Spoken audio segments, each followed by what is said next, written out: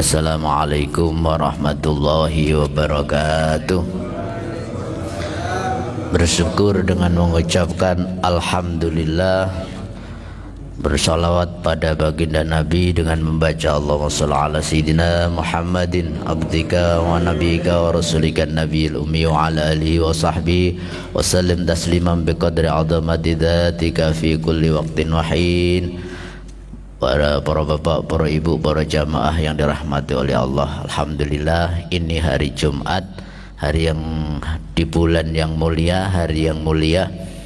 Satu kali Fatihah kita tujukan kepada kedua orang tua kita, kakek nenek kita, mbah-mbah kita, guru-guru kita, khususnya yang mewakafkan tanah ini, khususnya yang sedekah di musola ini. Mudah-mudahan amal ibadahnya semuanya diterima oleh Allah Subhanahu wa taala. Al-Fatihah.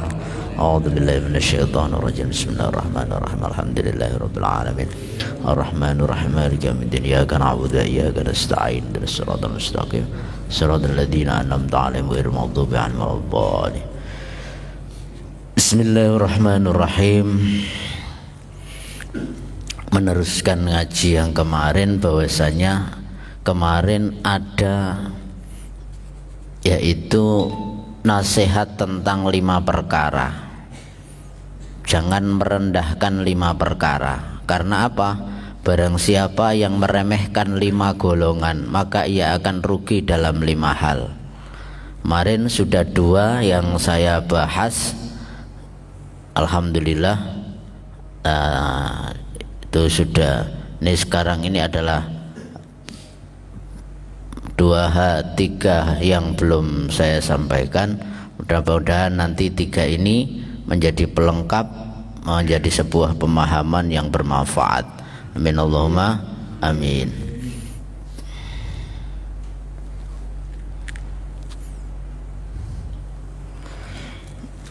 Yang pertama kemarin, bahwasannya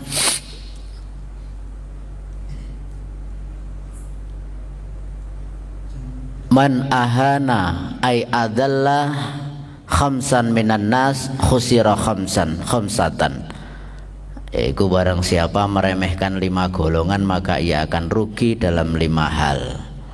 Kemarin yang sudah saya sampaikan adalah man istakhaffa bil ulama'i bi antaraka ta'zimahum khusyira ad-dina.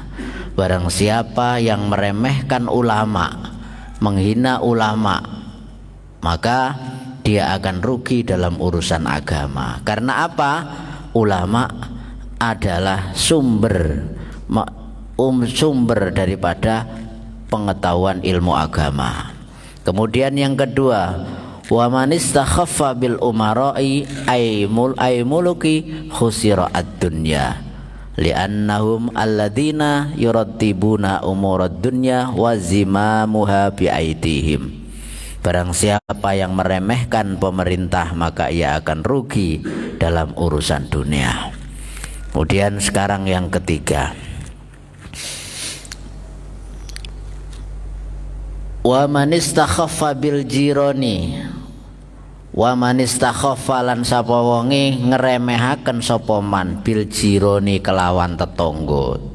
Siapa yang meremehkan tetangga, ai al mujawirina, tegese wong kang nanggani fil masakini ing dalem pira-pira omah, min jami'il jihati, saking kabeh arah-arah. Nah, khusira mongko ngerusak sapa man, ngerusak apa? Al manafi'a ing pira-pira kemanfaatan, ai al khairati, tegese pira-pira kebagusan, allati kang yutawasalu kang digawa tumeka biha kelawan khairat ilal matlubi marang perkara kang den suprih. Warwiya lan diceritakake apa anahu setune Kanjeng Nabi sallallahu alaihi wasallam iku kala dawuh sapa Nabi, dawuh iku napa? Walladzi nafsi biyadihi la yu'minu abdun hatta yuhibba li jarihi ma yuhibbu li nafsihi. Walladzi tamidat nafsi biyadihi, kang utawi awakku biadihi iku kelawan kuasane alladzi, kuasane Allah maksudnya, la yu'minu ora iman sapa abdun kaula hatta yuhibba sehingga demen sehingga seneng lijarihi marang tanggane abet ma ing barang yuhibbu kang demen sapa abet li nafsi marang awak dhewe ne abet. Kula terangaken.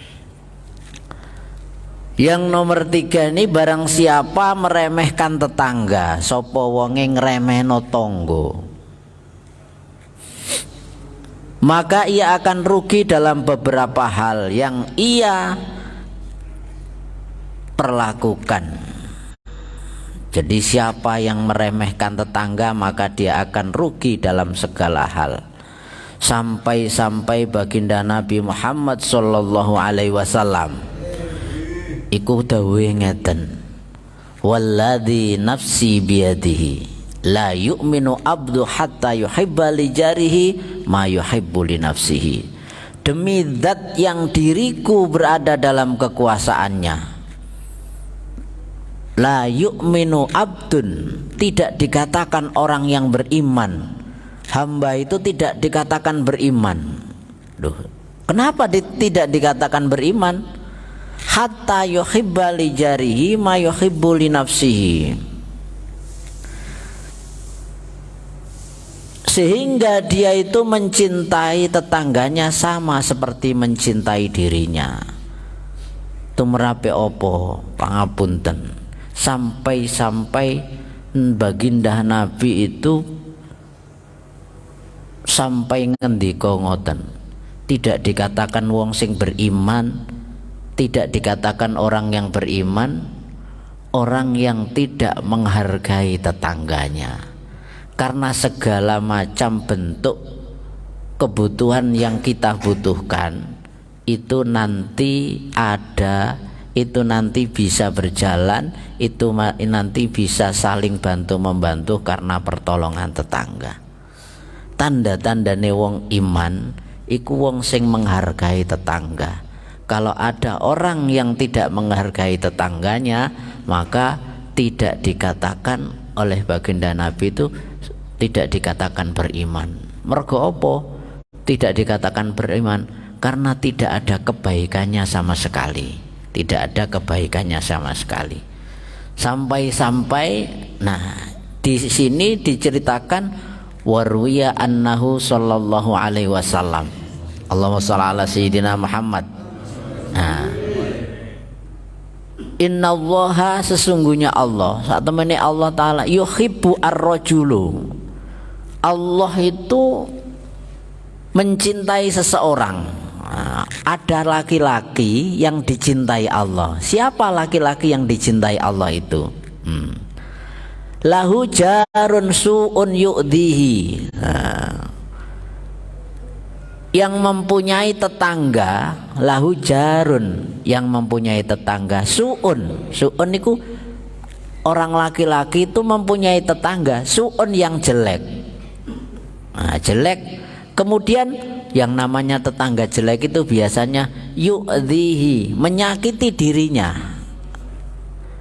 Ada orang laki-laki disakiti tetangganya. Nah, terus fayas biru, dia ketika disakiti itu tidak membalas menyakiti, tidak didolimi, didolimi tidak membalas mendolimi.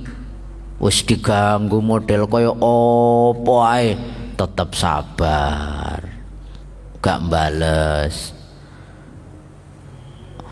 Fayas biru ala adahu iku.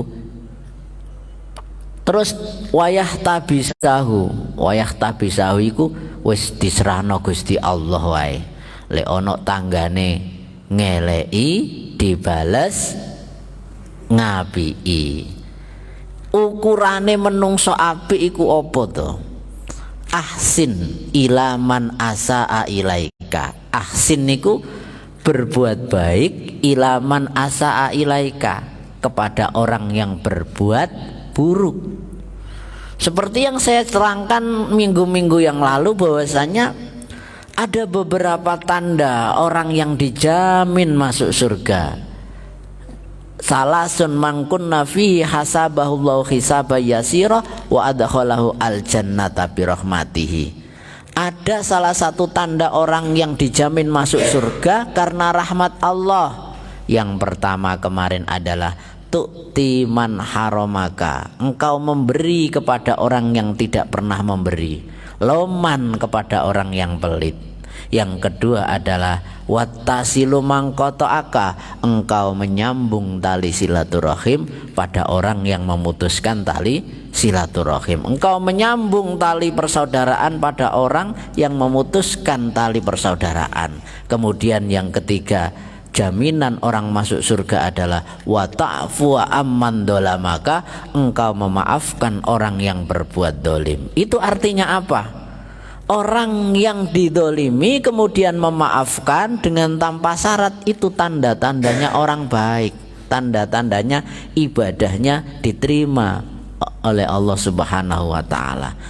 Karena khususnya ini di bulan suci Ramadan, bulan peningkatan amal.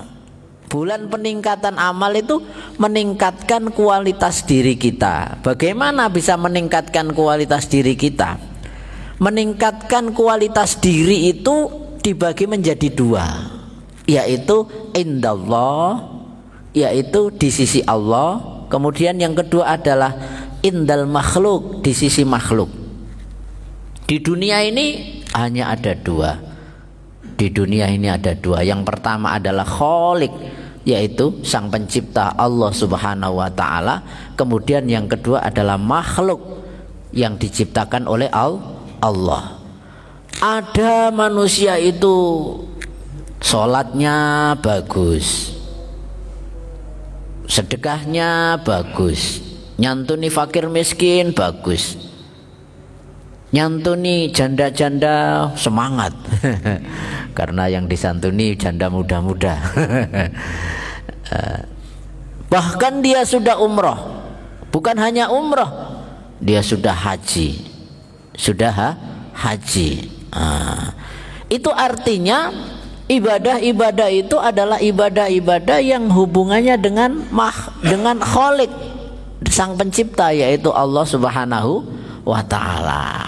Nah, lupa bahwasanya orang beribadah itu dengan Allah harus baik, dengan makhluknya Allah juga harus dengan baik. Tapi dia lupa, dikirone meneh mlebu swarga itu hanya hubungan dengan Allah saja. Tidak, harus seimbang. Hubungan dengan Allah baik, hubungan dengan sesama makhluk Allah juga baik. Jadi harus seimbang. Dengan sesama makhluk Allah itu ada dua, indan nas, inda ghairin nas. Indan nas itu dengan sesama manusia, sama-sama menungso, bertetangga, berkawan, bersaudara, harus baik semuanya. Wallahu yuhibbul muhsinin. Allah iku seneng nanggone wong-wong sing apik. Ya tandane wong apik ya iku mau. Lek dilarani ora tek bales nglarani, lek dieleki bales ngapiki. Lek wong iku medhit ya dibales loman. Lek wong iku memutuskan tali silaturahim ya dibalas menyambung tali silaturahim. Lek mendolimi, menyakiti, merugikan, ya memaafkan. Lho Ustaz, iku gampang diucapke Ustaz, tapi angel dilakoni. Makane iki dawuhe Kanjeng Nabi iki, ada orang laki-laki mempunyai tetangga yang jelek. Nah, jelek itu ukurannya jelek itu kalau jelek dirinya sendiri tidak apa-apa. Ini sudah jelek, menjeleki tetangganya, jahil, menjahili tetangganya. Nah, akan tetapi tetangga yang dijahili itu fayasbir ala adahu, sabar atas perilaku keburukan tetangganya itu. Wayah tabisahu, dipasrahno nang Gusti Allah wae wong model koyok ngono kuwi. Hatta yakfiyahu iku maksudnya mengharap pahala Allah perilaku atas tetangganya yang menyakitinya. hatta yakfiyahullahu bihayatin au mautin. Wis mati uripe tanggane ku mbah lapo ae diserahno Gusti Allah wae wis. Jarno ae lek ana tangga elek iku. Iki diceritakno oleh baginda kanjeng Nabi Muhammad sallallahu alaihi wasallam. Wis pasrahno ae nang Gusti Allah. Wa yakfiyahullahu bihayatin au mautin. Lek ana wong elek enggak usah dibales alek. Ahsin, berbuat baik. Ilal muhsin, pada orang yang berbuat baik. Fa innal musi'a, maka sesungguhnya orang yang berbuat jelek, satakfihi isaatu, akan terbalas dengan kejelekannya sendiri.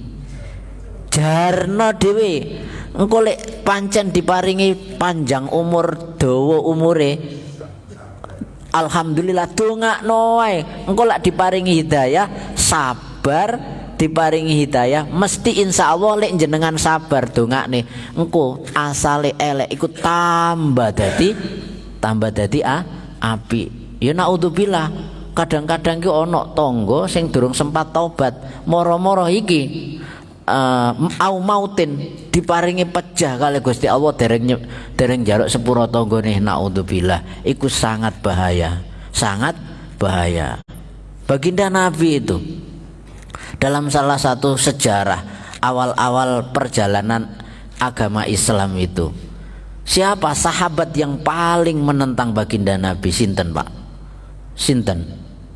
Umar, nggih. Sahabat Umar itu kan masya Allah, sampai sahabat Umar itu kan dalam salah satu kisah ibu-ibu, sahabat Umar itu gagah, ganteng, gede, dhuwur, pedangnya saja masya Allah menakutkan itu. Yo, jangankan manusia yang tampak, setan pun itu berpapasan dengan sahabat Umar. Itu takut Pak, takut. Jadi baginda Nabi masya Allah awal-awal sebelum Umar itu masuk Islam dimusuhi, bahkan baginda Nabi mau dibunuh. Sampai-sampai salah satu sahabat itu berjumpa dengan sahabat Umar di tengah-tengah perjalanan. Hei Umar, mau kemana kamu Umar? Saya mau membunuh Nabi Muhammad sallallahu alaihi wasallam. Saya membunuh Nabi. Kenapa kamu mau membunuh Nabi?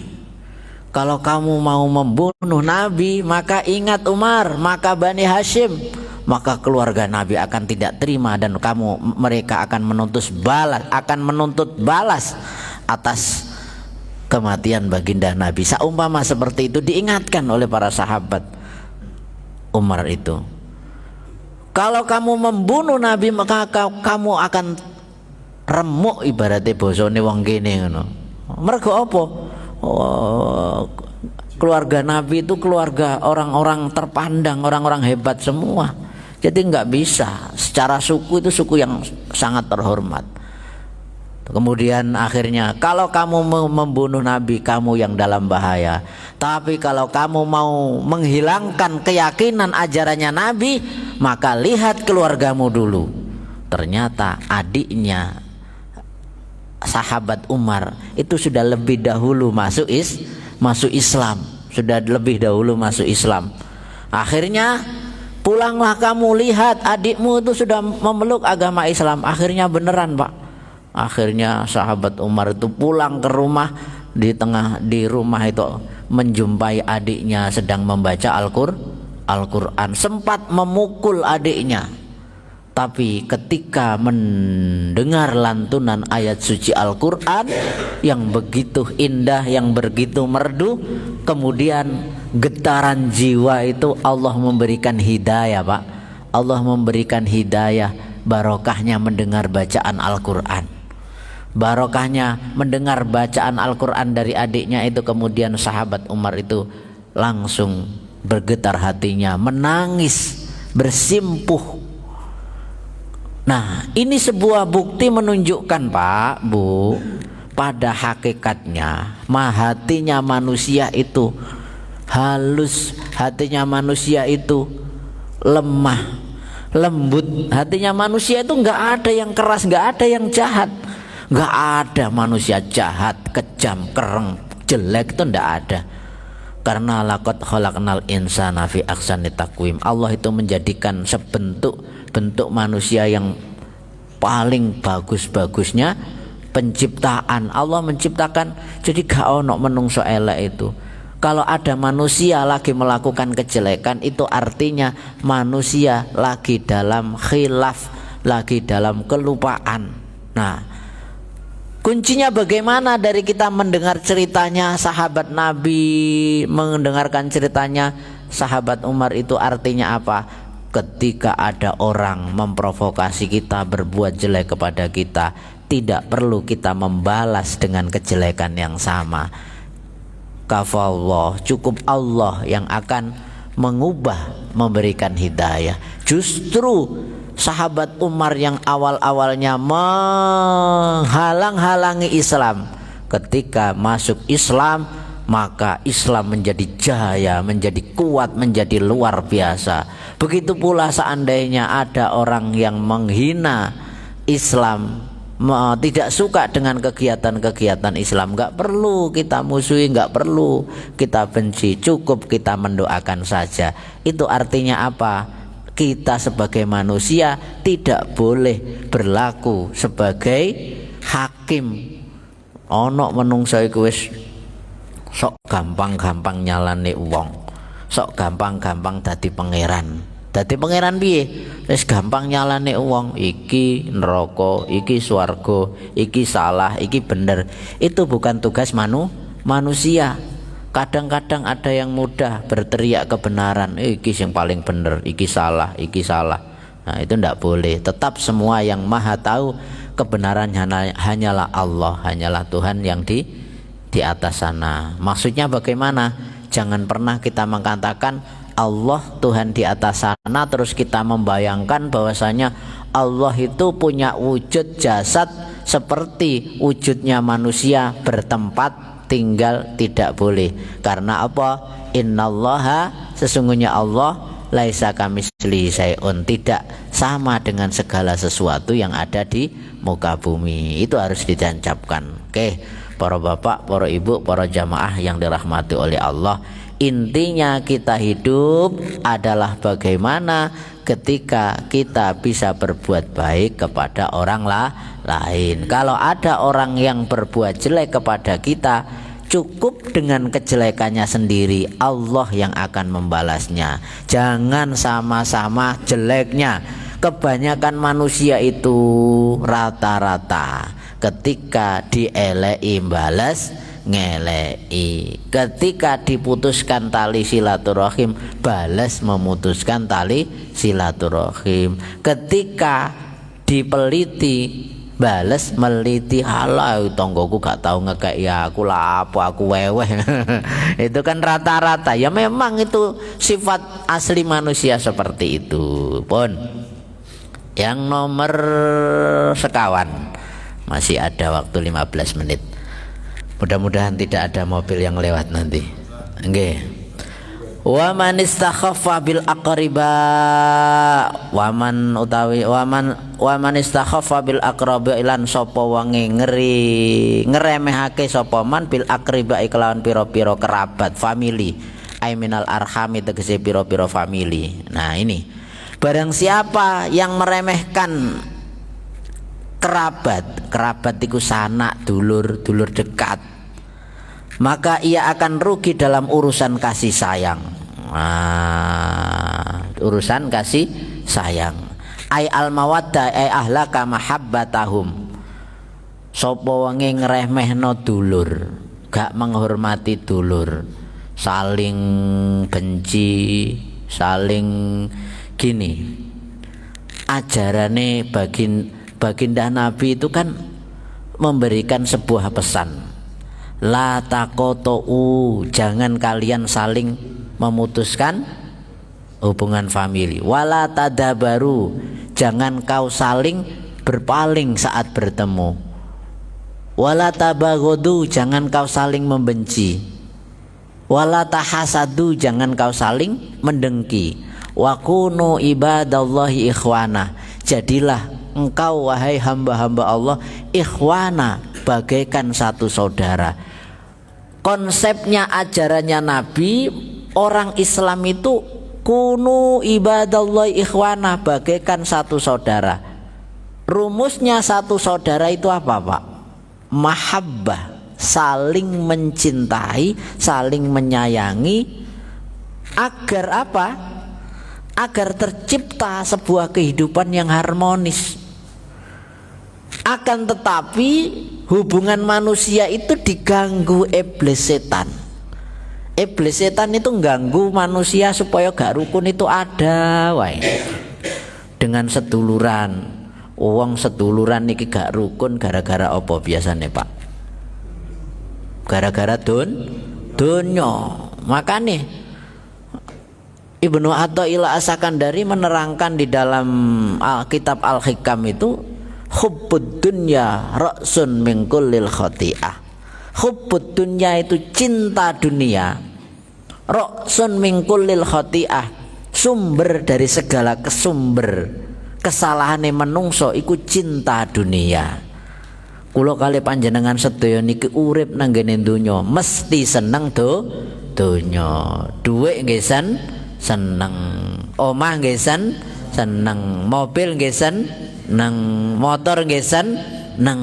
Gara-gara rebutan ngoten niku biasane tidak saling rukun.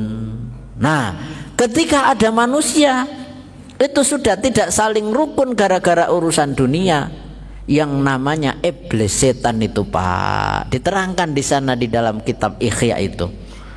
Fa inna tafriq bainal ahbab, sesungguhnya tafriq itu apa, Pak? Perpecahan. Bainal ahbab, di antara orang yang saling mencintai. Manusia ini pada awalnya saling mencintai, kemudian digoda oleh iblis setan agar apa? Rebutan dunyo, rebutan warisan, rebutan wedoan. Rebutan apa lagi? Hah? Rebutan apa? Jabatan, ye. Harta itu kan wanita, jabatan, tahta. Ya, tahta itu jabatan, Pak.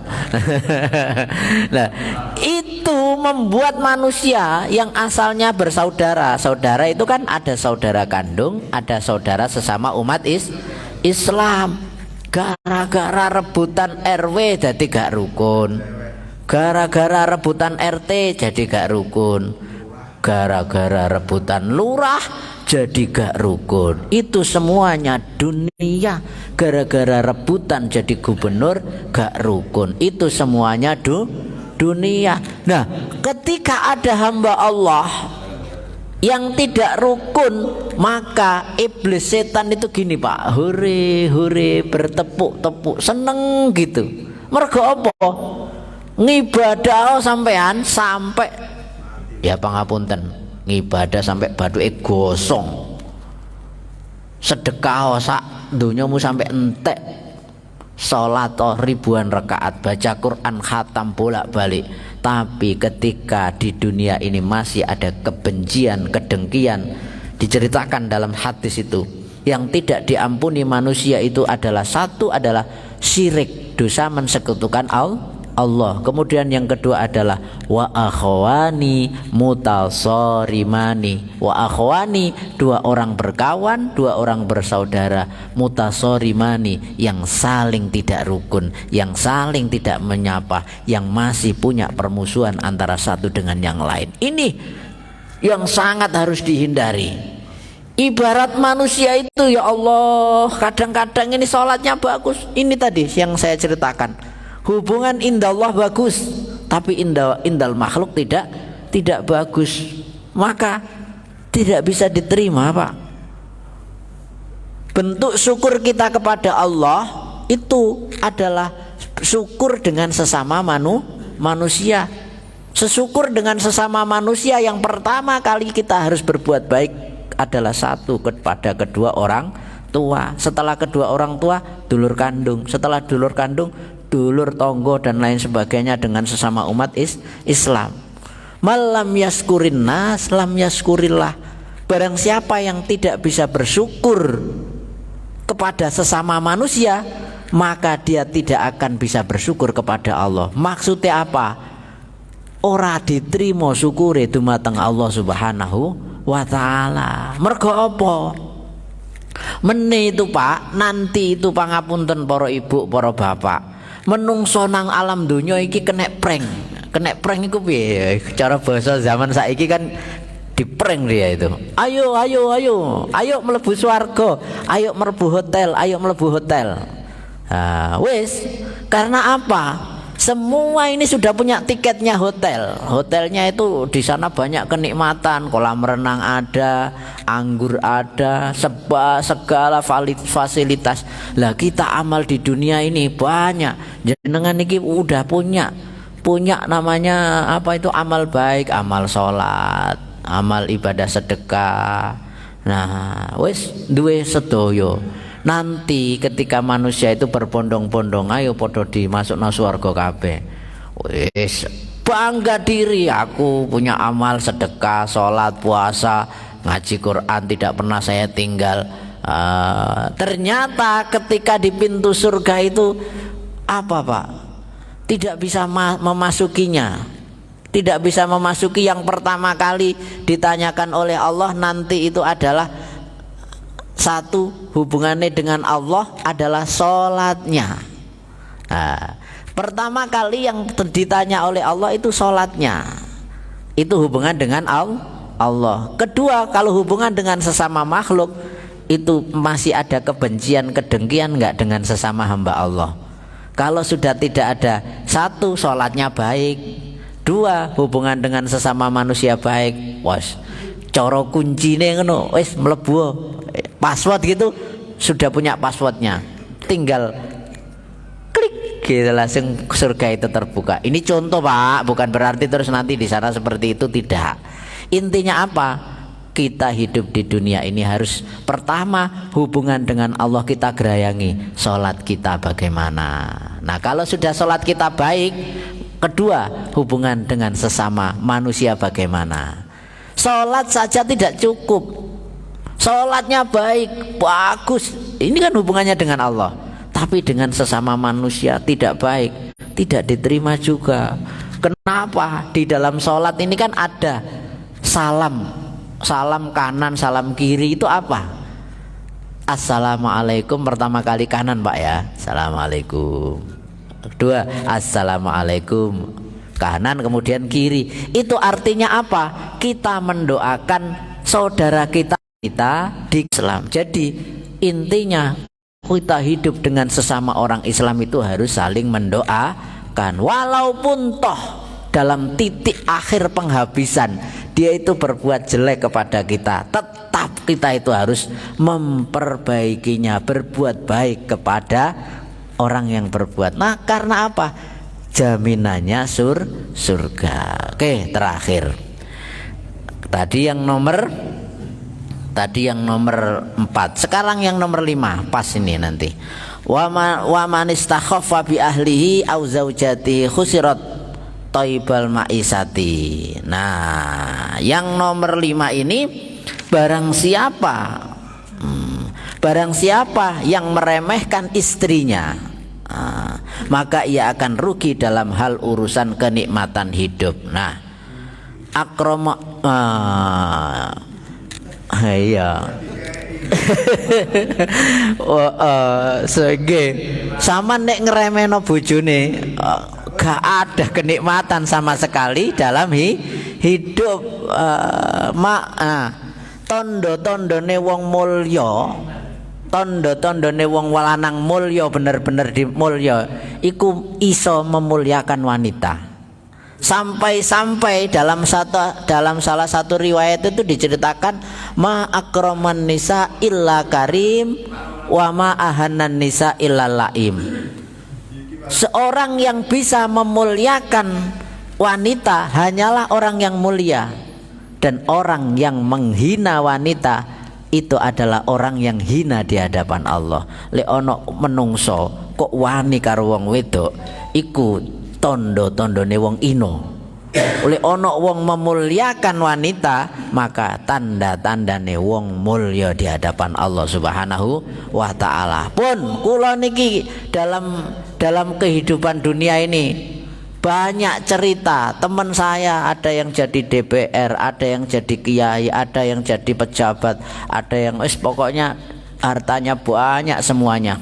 Satu, kalau dia berkhianat dengan istrinya, buyar wis tenan, buyar. Napa? Wong wedoke napa? Oleh angin. Nah, wis dibimbing. Tugasnya wong lanang iku membimbing wong wedok. Baik dan buruknya istri itu tergantung suaminya. Makanya nanti ada seorang wanita kok masuk neraka. Loh, iki aku mlebu neraka iki gara-gara bojoku, Pak. Endi bojoku? Rene ayo melok ngono. Begitu pula sebaliknya, ketika ada orang wanita masuk surga, pertama kali yang dicari adalah suaminya. Suaminya. Jadi suksesnya wong lanang itu tergantung doanya istri. Ada istilah semakin banyak yang mendoakan semakin sukses. Nah iki iki basa plesetan, Bu. Ojo dirungokno. Nah, iki terus ibu-ibu iku langsung waduh, Ustaz provokasi iki.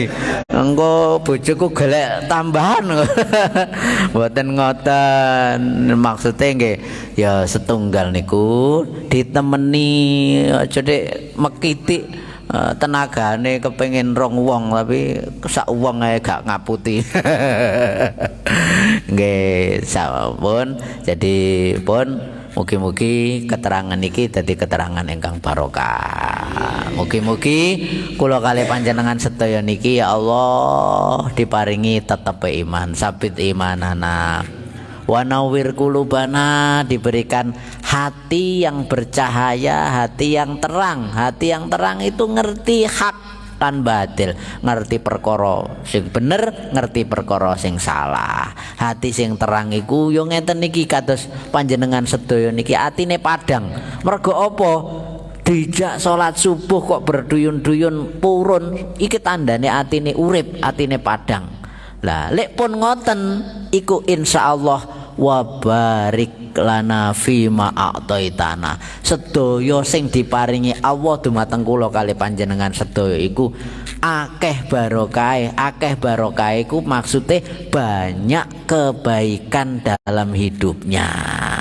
Jenengan duduk ngeten mawon itu ibadah sama seperti sholat 1000 rakaat. Apalagi dini di bulan suci Ramadan. Lan mudah-mudahan ya Allah kula kalih panjenengan sedaya ini wasallimna fid dunya wal akhirati, paringi selamat donyane, selamat ngantos akhirat kula kalih panjenengan sedaya saged mbeta iman, saged mbeta Islam lan angsal ridhone Allah, angsal syafaatul udmah, syafaat yang agung dari baginda Rasulullah sallallahu alaihi wasallam. Monggo kula kalih panjenengan tutup. Mboten enten pertanyaan? Mboten? Nggih. Bismillahirrahmanirrahim. Subhanakallahumma wa bihamdika asyhadu an la ilaha illa anta astaghfiruka wa atubu ilaik.